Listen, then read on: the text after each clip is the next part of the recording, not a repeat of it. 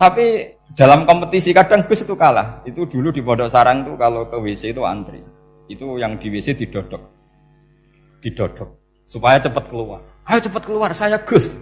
Dikira teror Gus itu yang di WC menjadi takut. Yang dalam WC gak kalah. Saya malah kiai. Iya. Jadi memang kacau kalau sudah logika itu kacau. Jadi makanya jangan pernah benci orang alim. Orang alim bulet atau kayak apa itu masih saja punya alasan. Saya itu dengar Kiai Bisri, cerita Kiai Bisri itu tidak ada yang serius. Dulu ketika ada polemik haji yang mu'alim, itu orang kumpul semua di sini. Kata Kiai Bisri, sudah nunggu Bafadol. Bafadol sudah di rumah. Ngiranya orang itu ya Bafadol rawuh dileteh. Setelah lama Bafadol tidak datang. Loh Kiai Bisri Bafadol tidak datang. Lah ya di rumah. Lah mana kok tidak ada? Ya di rumahnya sendiri. Karena beliau gak pernah bilang di rumahnya. Orang saja yang kepikiran kalau itu rumah leteh. Itu mirip seperti guyannya Rasulullah SAW. Nabi itu kalau guyon itu tidak pernah bohong. Makanya di tiba itu disebut wayam zahu wala yaqulu illa haqqan. Nabi itu ya guyon, tapi gak pernah bohong. Yang bohong kan khayal kamu. Masyhur itu ada orang sepuh sowan Nabi. Di kitab saya itu perempuan, tapi di beberapa kitab lelaki. Saya tidak tahu pastinya berapa. Biasanya ahli hadis mentahmilkan ta'addudul qissaten atau ta'addudul waqi'aten. Oke, kita bayangkan itu perempuan. Ya Rasulullah saya ini tergesa-gesa, nanti takut kemalaman. Ini orang sepuh. Jadi jangan kamu bayangkan Nabi Suwani wong ayu nom nanti jadi hop. Orang sepuh. Oh di sini aja, tidak usah tergesa-gesa pulang kata Rasul. Nah nanti gimana saya jalan kaki ya Rasulullah sampai kampung saya itu nanti malam. Kata Nabi, la ahmilan naki alab hinako. Santai saja nanti tak pinjemin anaknya unta.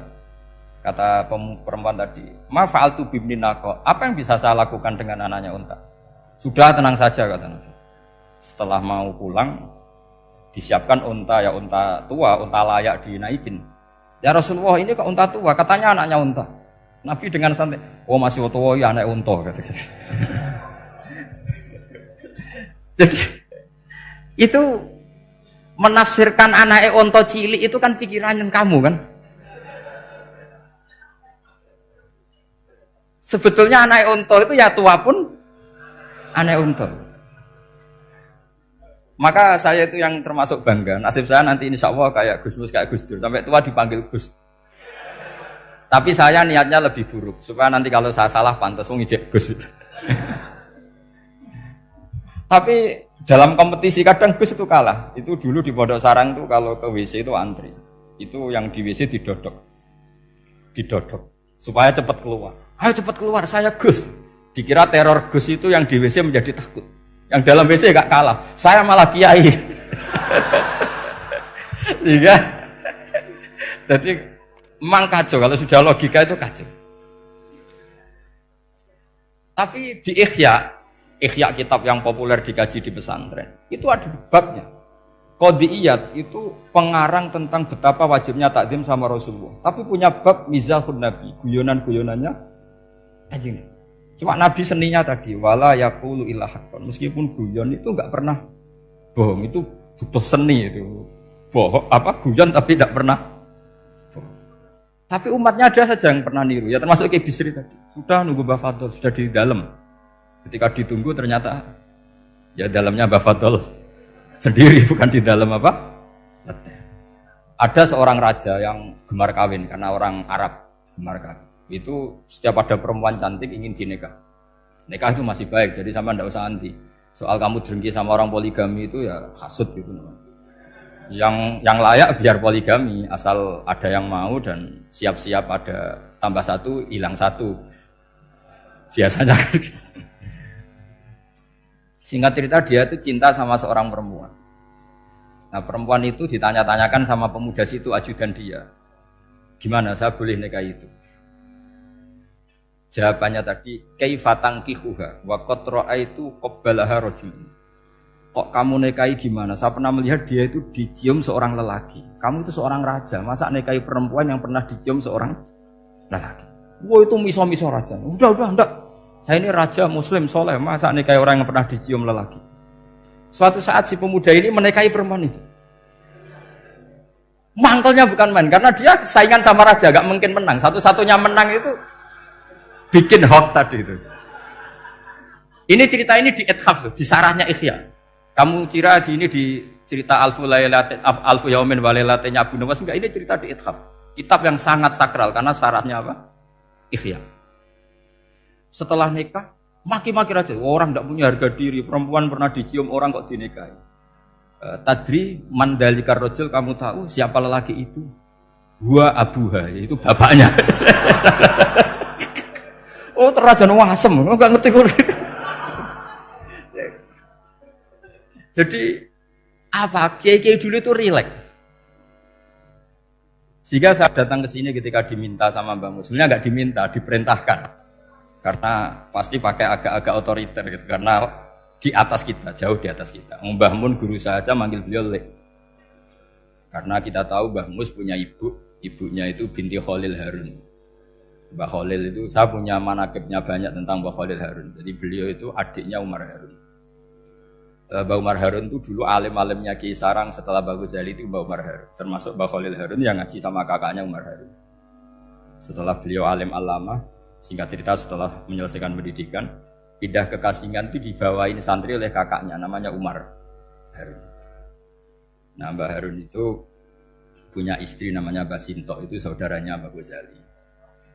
Makanya Mbah Mun manggil Mbah Mus itu Lek, karena Mbah Mun ke Mbah Ghazali itu Mbah Mun Nyai Mahmudah binti Ahmad. Ahmad ini bin Su'aib. Su'aib ini juga menantunya Mbah Ghazali. Terus Mbah Ghazali, berarti Mbah Mun dari Mbah Ghazali generasi kelima. Kalau Mbah Mus kira-kira ya Mbah Mus, Nyai Bisri, Mbah Khalil. Nah, Nyai Sinto ini sudah saudaranya apa? Mbah Ghazali. Berarti Mbah Mun dengan Gus Mus itu kalah satu tokoh di urutan nasab. Makanya manggil apa? Lek. Tapi Mbah Mus orang baik, tidak pernah manfaatkan itu. Yang sering manfaatkan Mbah Nawawi itu.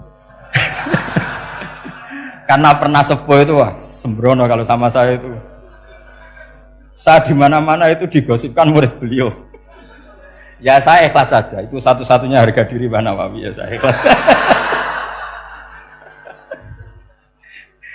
Saya ikhlasnya. Jadi karena memang saya manggil beliau juga memang pernah nyembah. Buyut saya kandung itu namanya Maimunah, itu mbaknya Mbah Dowi. Jadi saya ini juga Bani Lasem. Buyut saya kandung namanya Maimunah, istrinya Mbah Umar bin Arabi. Melahirkan mbah saya sampai ibu saya sampai saya. Saya teruskan. Jadi cobalah Quran itu dibaca secara fasih. Kalau ingin baca fasih caranya gimana? Kamu harus belajar balaghah, belajar lisanul Arab, belajar mantek, belajar logika. Nah, kalau logika itu tidak sampai, cari muhalnya. Ini fatwanya Said Robdon Al-Buti, juga fatwanya semua ulama usul fikih. Saya ulang lagi ya, kalau logika kamu nggak paham, cari sisi muhalnya. Saya ulang lagi, cari sisi muhalnya. Misalnya kamu angan-angan tentang Allah nggak dok, sedurungnya Allah itu sopo. Misalnya kamu angan-angan gitu. Sama agama tentu itu dilarang, tapi orang filsafat tetap saja nyari itu. Lalu hentikan pencarian itu, yaitu tadi katakan saja hadhil maujudat yastakhilu ayyakhluqahal adam. Sesuatu yang maujud tentu enggak mungkin disebabkan oleh sesuatu yang tidak ada. Fa innal adama la yu'athiru aslan wa la yakhluqu aslan. Namanya sesuatu yang enggak ada pasti tidak berstatus pencipta. Namanya saja enggak ada. Akhirnya la budda min ayyasbiqa hadzal alam maujudun. Maka alam ini harus didahului sesuatu yang maujud. Lah maujud ini yang oleh Islam disebut Allah Subhanahu wa taala. Sudah selesai di sini. Tinggal delok TV, tinggal ngopi, turu. Sampai setannya setruk karena nunggu mau bikin was-was itu lagi. Loh, saya itu termasuk kiai paling sering lihat sinetron. Kadang ya lihat Mak Lampir itu sering sekali. Sampai istri saya itu protes, Gus, dengan kata orang banyak orang alim kok senengan itu Mak Lampir. Karena setan mau menggoda saya tentang berpikir Allah. Jadi dia ngenteni. Kok malah mikir Mak Lampir itu. Setelah lihat Mak Lampir biasanya saya itu lapar, terus makan. Habis makan tidur. Setannya masih nunggu mau was-was. Ternyata saya habis bangun ngopi lagi. Kadang lihat berita orang ditangkap KPK, macam-macam. Ini penting saya utarakan supaya setan itu tidak menang. Jadi ciri utama setan itu kata Rasulullah SAW, setan ini goda umatku, hadhil jibal khalaqaha Allah, hadhil ardo khalaqaha Allah, hadhil bihar khalaqaha Allah. Faman khalaqahu Allah. Itu makanya banyak orang jurusan filsafat keblinger karena tanya Allah itu siapa? Kata Rasulullah, jika sampai ini maka kamu harus berhenti. Lo berhenti tanpa dialihkan ke yang lain kan susah. Tinggal aja lihat dulu sinetron. Ya paling gampang ya Mak Lampir, kan ada takut-takutnya sedikit. Karena kalau lihat sinetron anak-anak milenial itu kalau ada artis cantik sampai nangis. Karena istri kamu tidak seperti itu. Jadi ini trik ya. Trik supaya melihat TV tapi tidak nyesal. Makanya saya milihnya Angkring Darmo, Mak Lampir. Ya saya nggak mikir maknanya, butuhnya setan bin mangkol itu. Karena ngenteni saya mikir itu, ternyata tidak mikir itu lagi. Jadi makom saya itu beda, sama-sama lihat sinetron. Mungkin saya jadi wali karena lihat sinetron. Mungkin ya. Makanya banyak wali itu nggak bisa diduga. Banyak orang jadi wali itu justru karena makan, justru karena melakukan hal-hal yang cara orang banyak itu salah. Itu Abu Yazid Al-Bustami itu pernah tanya sama Allah.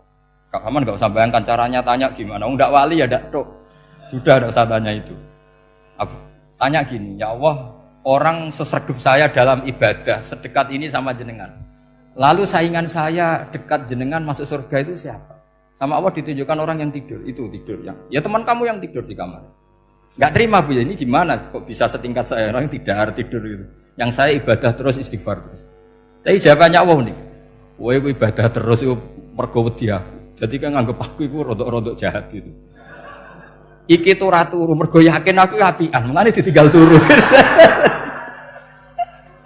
Jadi sampean jangan tiru makom saya ketika tidur. Itu punya kelas khusus.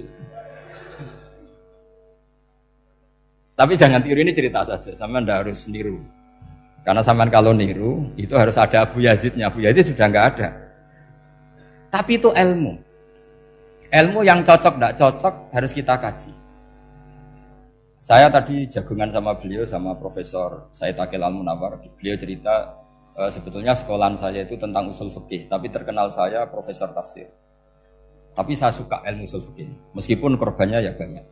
Biasanya orang jadi liberal gara-gara ya usul fikih. Sebenarnya nggak perlu dipikir lah itu macam-macam.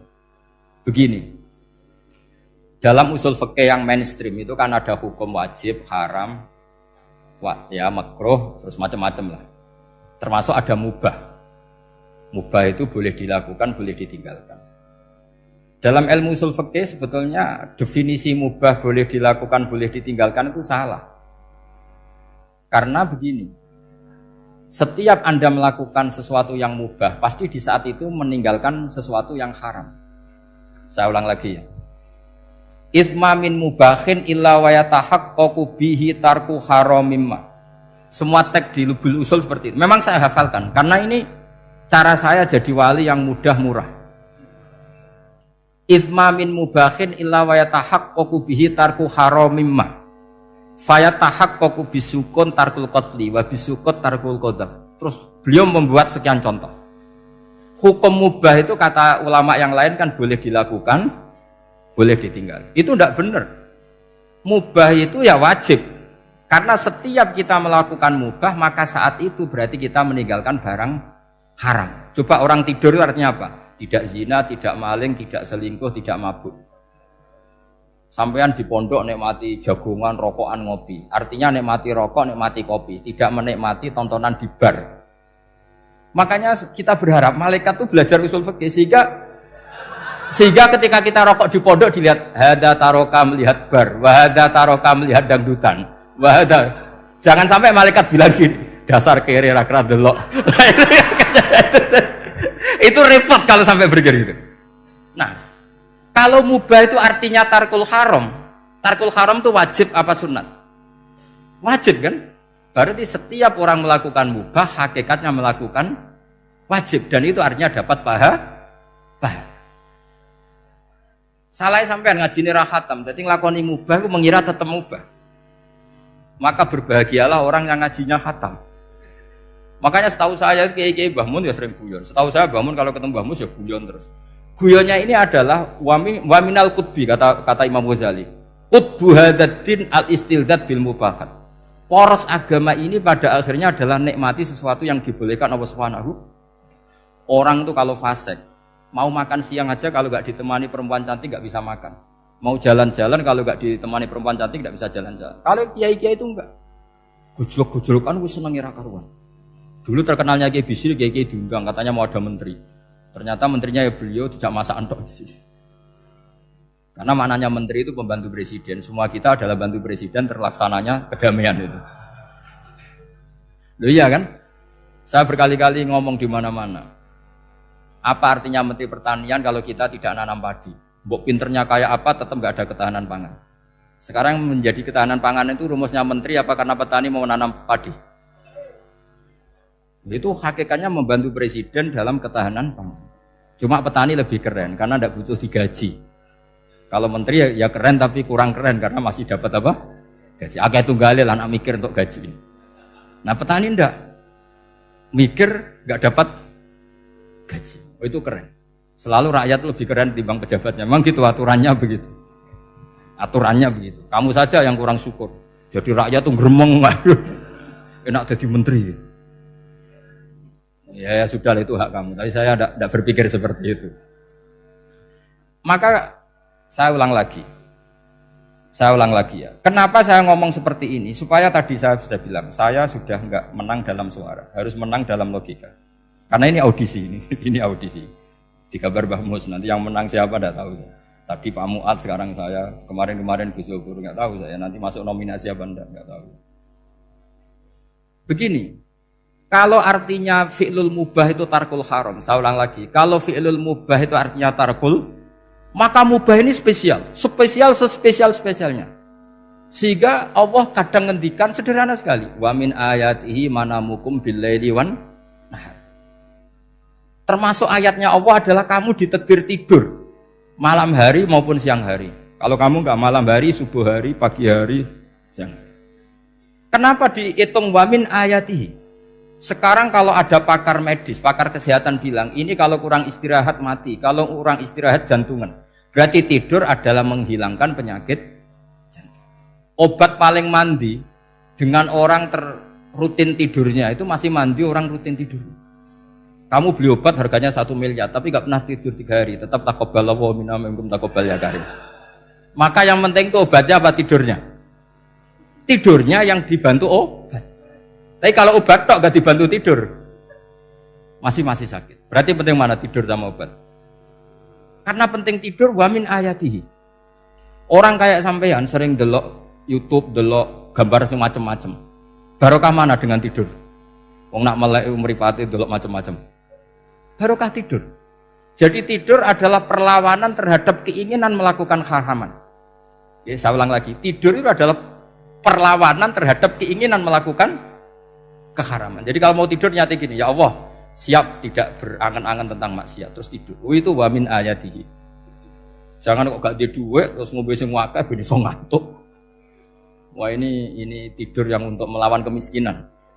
Supaya lupa utangnya tidur, lupa kasusnya. Itu udah akan jadi wali yang seperti itu. Kalau jadi wali tak gugat ya.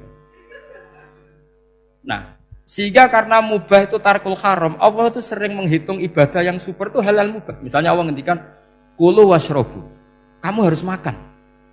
Sekarang gini, jaga kesehatan itu wajib enggak? Wajib. Kalau saya tidak sehat tidak bisa ngaji di sini.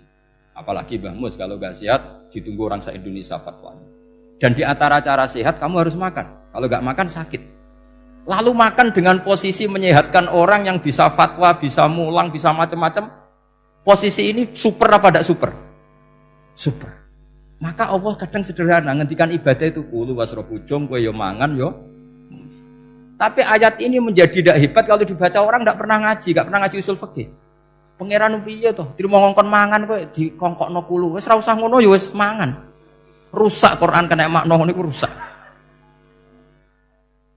Kamu tahu superiornya ayat kulu wasrobu kalau belajar fa inna fi'lal mubah berarti tarkul haram karena saat melakukan mubah artinya tarkul haram. Dan tarkul haram itu penting. Sekarang gini, merusak diri sendiri haram apa enggak? Haram. Untuk supaya tidak rusak kamu harus makan. Berarti makan wajib apa sunat? Wajib. Lho sing haram itu kalau tulung piring dintekno.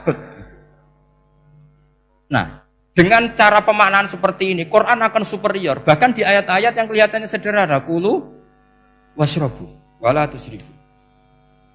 Ketika Nabi Musa dimenangkan mengalahkan Fir'aun, itu Allah firman pertama gitu, kamu harus makan mimma razaqnakum.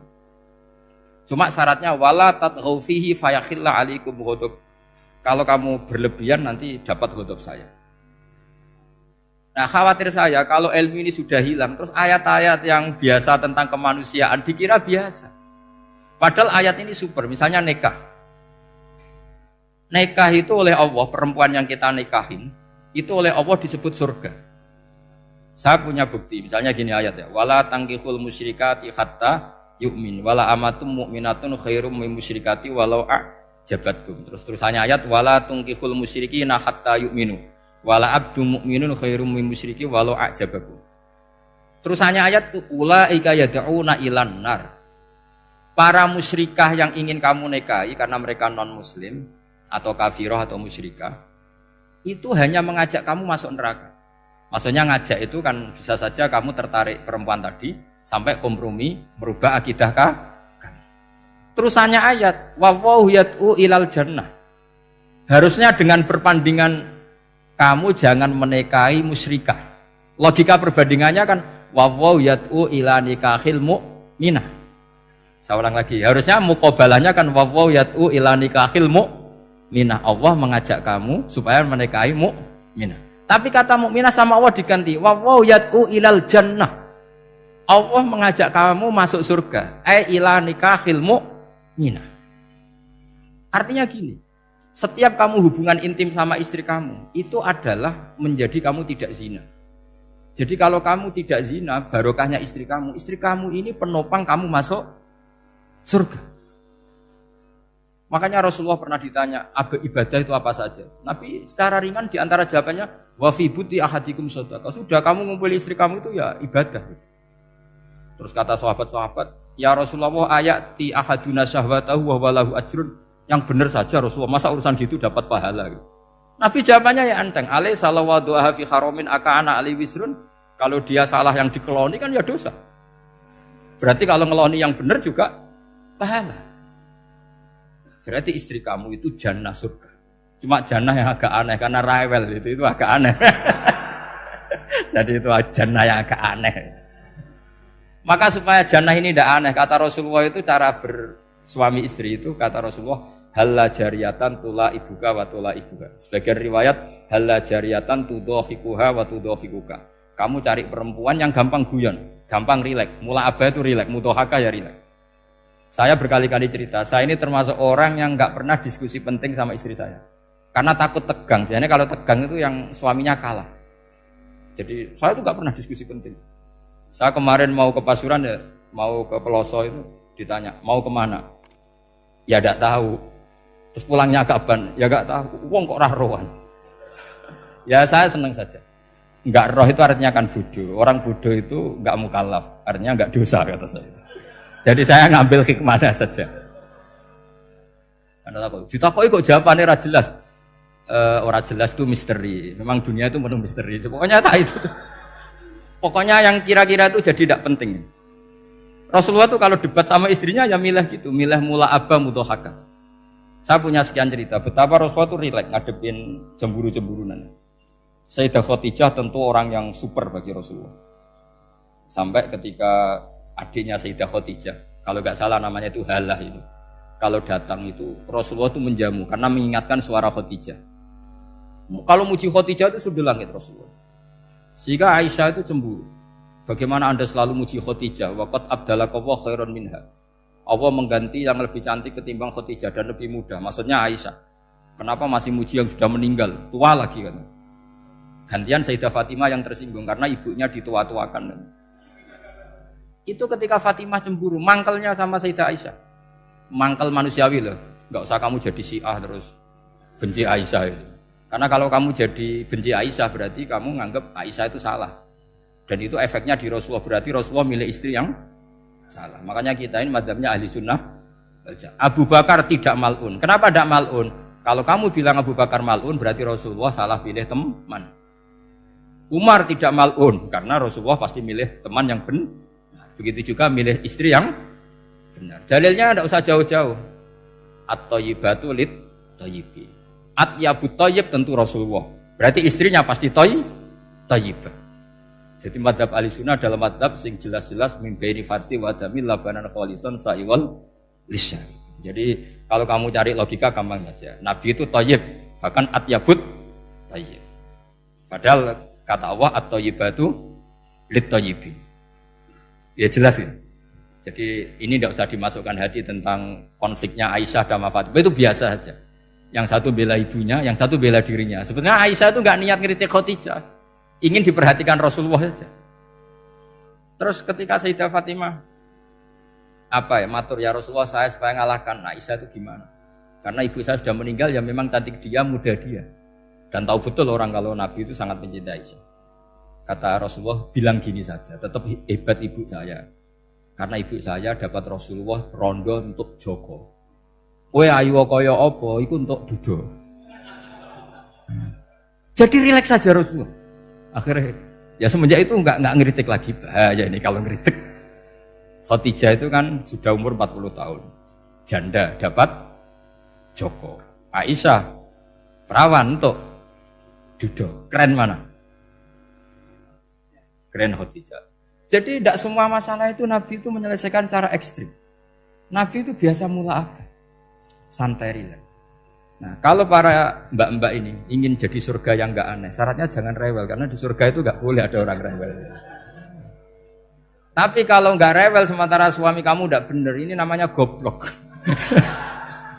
Maka kata Mbah Mun kalau ngijazahi santri-santrinya, "Jong bojomu kudu rewel, enggak ngono fakir," kata Mbah Mun.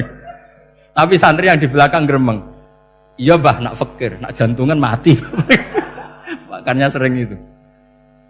Jadi di antara ulumil Quran itu ada istilah maudhi'ul mudmar mengganti maudhi'ud dhamir atau maudhi'ul lafzi menggantikan lafdzan akhar. Itu memang agak jelimet di ilmu tafsir. Tapi bagi pelakunya itu menjadi gampang. Ya tadi, ketika Allah melarang nikah hal musyrikah, saya ulang lagi. Ketika Allah melarang nikah hal musyrikah, normalnya perbandingannya kan wallahu yad'u ila nikahil mu'minah. Tapi sama Allah diganti wallahu yad'u ilal jannah. Itu menunjukkan bahwa nikahul mukminah adalah al jannah. Karena kamu hubungan intim ya ibadah. Diwamuk kowe sabar ya ibadah. Nafakoi ya ibadah. Neng-nengan kejahatan senjata juga ibadah. Seru Bang, neng-nengan itu seru. Karena memang di antara sistem tubuh kita itu butuh masa-masa jeda. Itu mari cerdas. Karena tubuh kita ini tidak hanya butuh seneng, tapi juga butuh susah. Susah itu melahirkan kearifan. Jajal bojomu tahu minggat, mesti kearifan kamu meningkat. Jadi minggat itu ya penting. Nikmati saja. Udah ini saya nggak ngajari keburukan. Memang seperti itu. Nah saya berharap ilmu usul fikih ini tidak boleh hilang. Karena dengan ilmu usul fikih kita tahu mubah adalah tarkul haram dan tarkul haram adalah wajib. Maka Allah sering sekali membicarakan sesuatu yang mubah itu superior. Kayak tadi wa min ayatihi manamukum billaili wan nahar. Termasuk ayatnya Allah adalah kamu itu tidur. Cara berpikir tadi, kalau saya tidak tidur sakit, kalau sakit habis biaya banyak. Sementara tidur hanya butuh seperti ini. Betapa baiknya Allah dengan tidur bisa menjaga kesehatan yang kalau tidak dijaga berbiaya tinggi. Berarti hadan naumul ibadah. Terus ulama bilang tidur itu ibadah kalau niatnya litaqawi alal ibadah. Tapi nak wae blojo turu lah itu sing masalah. Tapi tentu ilmu itu ada pembanding. Sekarang ketika kamu tidur itu tarkul wajib apa tarkul haram lah itu masalahnya. Seringnya kamu itu tarkul wajib. Wae mulang turu. Wae ngantor wong kerja turu. Lah itu tarkul haram atau tarkul wajib? Tarkul wajib. Kalau tarkul wajib berarti status tidur kamu haram. Sudah pinter ini sudah maju ini sudah maju. Jadi saya belajar usul fikih lagi-lagi karena untuk menjadi mufassir itu harus menguasai balaghah, menguasai usul fikih, menguasai lisanul arabi. Nah, lisanul arabi yang sering saya contohkan berkali-kali. Saya punya kitab namanya Ar-Risalah. Orisinil karangannya Imam Syafi'i. Saya baca beberapa kali khatam. Juga saya beberapa kali bacakan santri. Itu kalau memaknai Quran secara lisanul arabi itu gampang sekali. Gampang sekali. Ketika Imam Syafi'i mengatakan kamu boleh tayamum ketika bepergian dan saat bepergian itu tidak menemukan air. Syaratnya kamu tolabul ma', cari-cari dulu. Ketika ditanya sama Ashabus Syafi'i, kenapa harus cari-cari dulu? Jawabannya enteng. Li'anna Allah ta'ala yaqul falam tajidu ma'an wala yuqalu liman lam yatlub lam yajid. Karena Allah ngendikan kemudian kamu tidak menemukan air. Di mana-mana tidak menemukan setelah mencari. Kalau belum mencari namanya tidak tahu. Jadi dari kata falam tajidu ma'an kemudian kamu tidak menemukan. Tidak menemukan berarti apa? Setelah mencari. Sehingga beliau mensyaratkan dicari-cari dulu baru berkesimpulan tidak menemukan. Nah setelah tidak menemukan kamu baru boleh tayang. Segampang itu ilmu usul fikih di depan Imam Syafi'i. Ulumul Quran dianalisis dengan usul fikih. Ketika ditanya, kenapa Anda mensyaratkan nikah itu pakai wali? Ayatnya apa? Kalau hadisnya jelas, la nikaha illa biwaliyin mursyidin. Ayatnya apa? Imam Syafi'i secara enteng baca ayat fala ta'duluhunna ayyankihna azwajahunna idza tarawdu bainahum bil ma'ruf. Jika wanita yang kamu waleni, saya ulang lagi, jika perempuan yang kamu walikan, misalnya kamu punya anak yang umur 20 tahun ingin nikah sama seseorang. Seseorang ini layak. Ya misalnya kiai ya apal alfiyah. Tadi kata Mbah Mus itu muridnya Mbah Khalil itu alfiyah diwolak-walik apa. Saking seringnya belajar alfiyah kata beliau sampai santri apal alfiyah wolak-walik tapi roh carane jamak kosor. Karena dulu pondoknya mau pondok nahwu.